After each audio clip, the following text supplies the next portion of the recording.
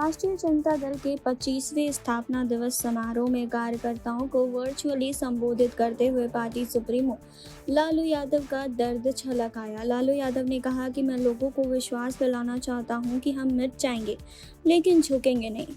वे हमारी सरकार को जंगल राज कहते हैं। हमने तो तवा पर एक ही साइड से पके रोटी को पलटने का काम किया। हमारा राज जंगल राज नहीं, जन राज रहा।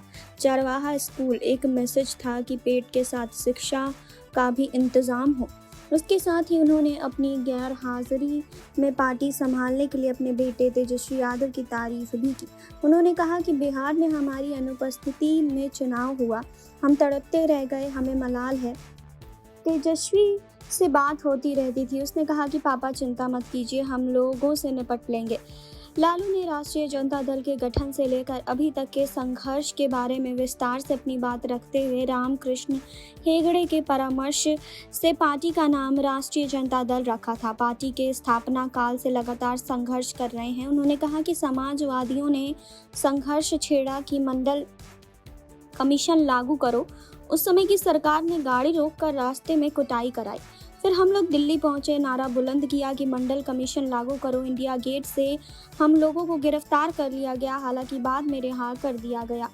राजद सुप्रीमो ने बेरोजगारी और महंगाई को लेकर सरकार पर हमला बोला।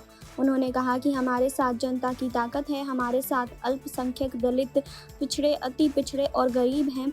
कोरोना प्रलय जैसा है, लेकिन उससे बढ़कर महंगाई, बेरोजगारी लोगों की कमर तोड़ रही है। लालू यादव ने कहा कि यदि हमारी सरकार में पेट्रोल डीजल के दाम बढ़ते तो लोग हमें चलने नहीं देते, लेकिन आज सब मजबूर हैं।